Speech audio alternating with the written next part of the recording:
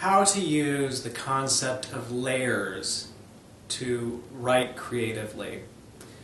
Layers are something a lot of people are familiar with due to Photoshop, and as a concept it's extremely useful. So the surface layer, that is what your reader is going to read, or if you're writing for film, your viewer is going to see. And there are all these layers beneath it. Now, when you're working on your story, it's helpful to have a sense for what layer you're working on. Now, I want to talk about the bottommost layer.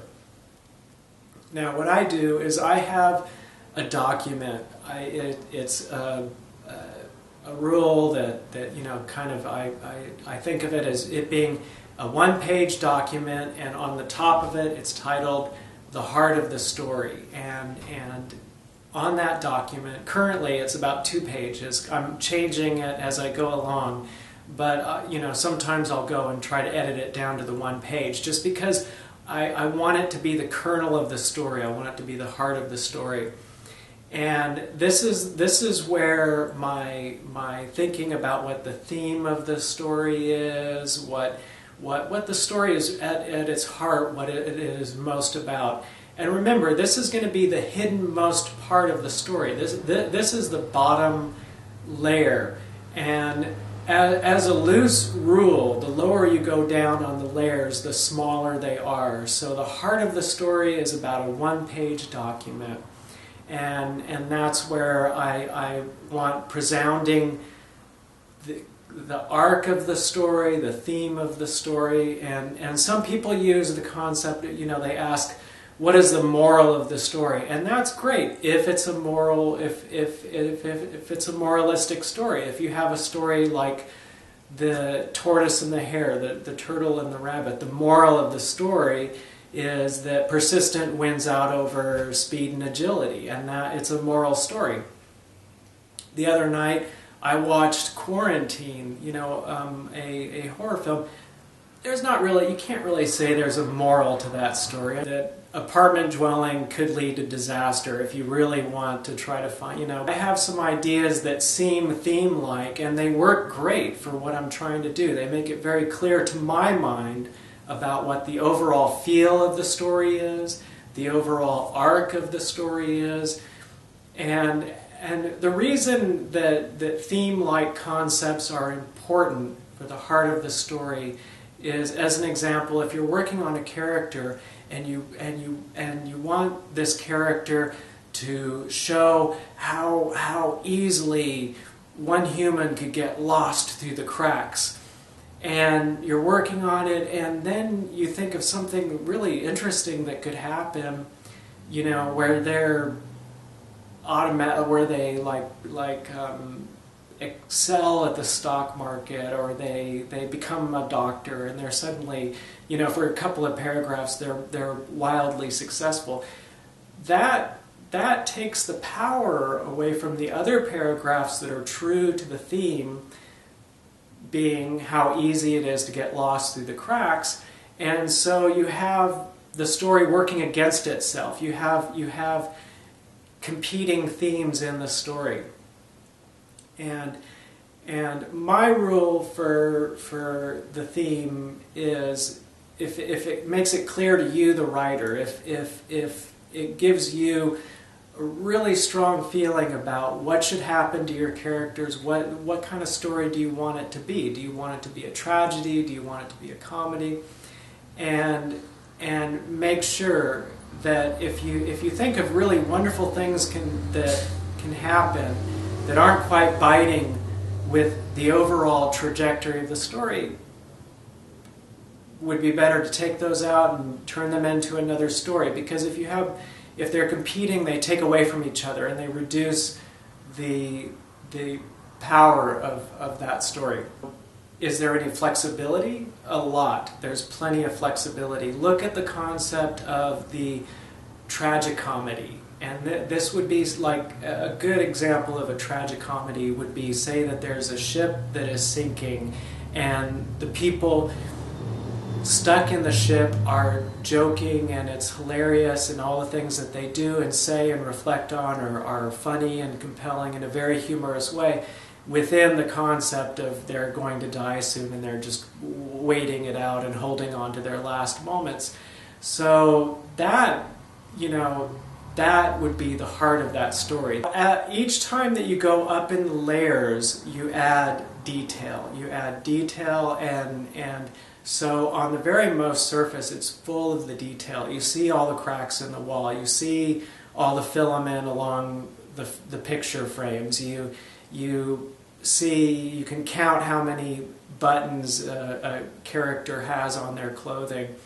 And this is all, the thing is it can be extremely enjoyable to write all the dialogue, describing the scene, some of the stray things that happen in the scenes. But keep in mind that if you go back and change one of the lower levels, that's going to be like an earthquake. Now if you write out this wonderful dialogue that takes place in this one location, but later you go to a lower layer and you realize, well, those two characters never met. They influence each other, but I'm changing the story. That dialogue needs to be thrown out. I'm not saying that's too bad that it happens. It happens a lot. This is why writing can be so painful. And I don't think of it as wasted effort. A few hundred hours of work, it still is working in my subconscious. It still informs me about what the history of my characters are. But it was one of the surface layers, and the story changed, so I needed to remove those. If you put a lot of effort into the surface most layer, it can be beautiful, amazing, inspiring. But if the upper layers are only as good as the lower layers. So if the more time that you put into the heart of the story, into the overall arc of the story, into the resounding mood of the story, the stronger the upper layers will be, and the more fulfilling they will be. If you've ever experienced a movie or a story that you thought should be really amazing, but just for some reason it didn't fly, it wasn't working, that's because the surface, the uppermost layer, was really created very diligently, elaborately, with a lot of care, but it was resting on nothing. And the thing is, it's like the iceberg. The viewer only sees the tip. The viewer does not see the lower part of it. So you want to hide all the lower layers from your reader or viewer, but you need them to be there. There's no systematic way of going about it. It isn't like first you completely create the heart of the story, and then you completely work out the three main plot arcs of the story, and then you work out all the chapters with all the overall plot development, and then you layer out all the things that happen to each character when they meet, what they do, how that clicks into that, and you don't, I don't work that way. I might start out a story working purely in the uppermost layer with just some dialogue and turn of dialogue, and it'll give me a sense of, oh, I can go and work on one of these mid-layer levels where I'm working on some of the plot and where they're going to go and why, so-and-so packed up and left that town. And by keeping in mind what layer you're working on, that is what is really helpful.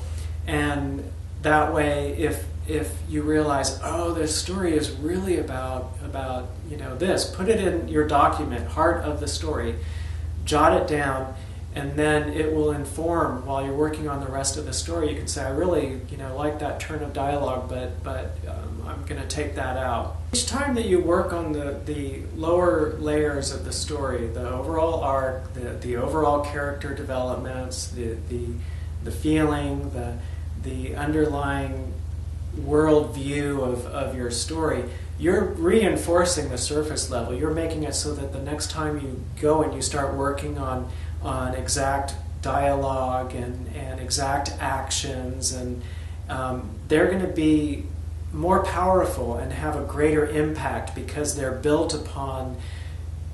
You're going to have a clear picture about how your story is structured, where overall it's going to go, how overall you want, what mood do you want to affect your viewer with? Do you want to make them sad? Do you want to make them commiserate with you? Oh, look how awful it can be that these terrible things can happen to people, or how wonderful it could be that, you know, whatever. That the nature of writing is that if you feel like working on the surface layer, that's fine. At another time, you're going to work on you're going to get an idea about the heart of the story, and you'll just keep working it, and keep in mind that the more effort, every time that you go to the hidden layers, to the kernel of your story and working on that, it's compounding. You're improving.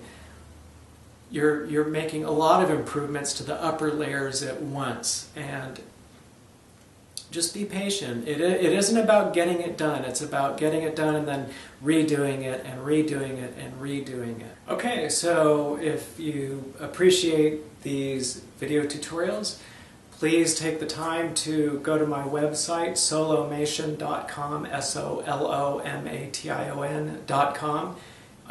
The story I've been working on is Terrible Immunity, and you can watch. I'm putting up animation of that story that you can watch there. And also, please take the time to hit the like button and subscribe. As you get down to the lower layers of a story, a great way to see what stories like that look like, it's basically stories reduced to their simplest form. So if you read like mythology or Arabian Nights or Aesop's Fables, Brothers Grimm, these are stories that really are minimized of most details and nuances and dialogue and all that. And you can really just see the story working in its simplest form. And all of those in their structure are very sturdy, very powerfully structured stories. And if you have story structure that strongly working on the lower levels, it's going to hold up and you know, make better, stronger the dialogue, the humor, the interaction between characters. One thing you can do is just write an outline of your story. Basically take notes, and for each chapter have several lines describing the basics of what happened. Don't go into character description, don't write dialogue. And through doing that, you're going to get a very clear picture about what the overall arc of your story is, and the basic powers that be within your story, how they fight and work with each other to push towards the conclusion. The reason that you want your story to have an overall arc, an overall feel, is then you have all the parts of the story working with all the other parts, reinforcing them and making them stronger. As you go higher up in the layers, there's a lot more room for deviation from what you think of as the overall feeling of the story. So if you want it to be overall an adventure story, it's good on the upper layers to bring in some quiet times, some meditative times, in temporary relief from the overall feeling, so that the story gets a chance to breathe and the reader can enjoy more those times of the traumatic adventure going on, and as long as it's happening on the surface layer, but as long as your story still stays on the same track and you don't have parts that are competing with each other. So it is good to have contrast, as long as the contrast enhances the heart of the story, the deeper message of the story, and brings it out more.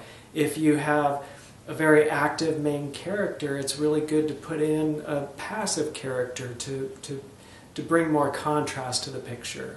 Okay, if you have any thoughts about the concept of layers for creative writing, please leave it in a comment below. Also, please take the time to hit the like button and subscribe. I hope your story writing is going very well, and have a good day.